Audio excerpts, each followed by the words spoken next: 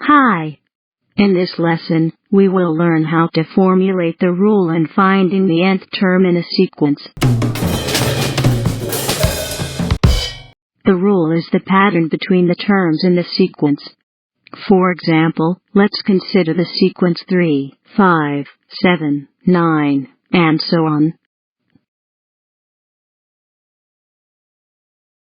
The rule of this sequence is that it jumps 2 numbers for every term in the sequence. But this kind of rule doesn't help us to calculate the 10th term of the sequence, or the 100th term, or the nth term of the sequence. But this kind of rule doesn't help us to calculate the 10th term of the sequence, or the 100th term, or the nth term of the sequence. We want a formula with n in it, where n is any term number. So, what is the rule for this kind of sequence?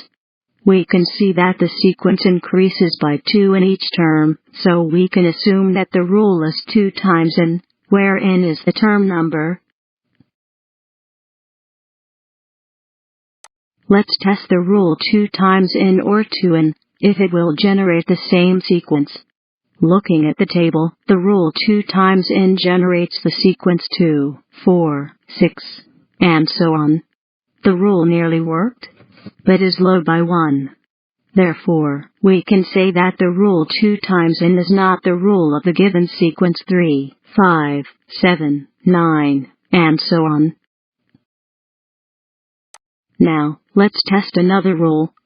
Let's try the rule 2 times n plus 1 if it will generate the sequence that we are looking. Looking at the table, the rule 2 times n plus 1 generates the same sequence as 3, 5, 7, and so on. Therefore, we can say that the rule 2 times n plus 1 is the rule of the given sequence 3, 5, 7, 9, and so on. So instead of saying the rule, from 3, it jumps to every time, we can write the sequence as 2 times n plus 1, where n is the term number. Now, we can compute for the 10th term of the sequence as well as the 100th term. Let's substitute 10 to n to find the 10th term. The 10th term is 21. We will do the same to find the 100th term. The 100th term of the sequence is 201.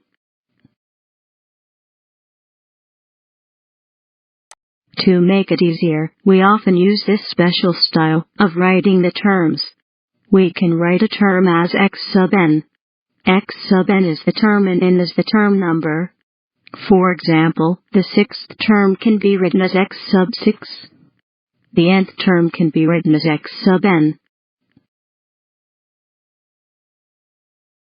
Remember, in order to formulate the rule in a sequence, we need to observe the behavior of the sequence and test some formula which will generate the whole sequence.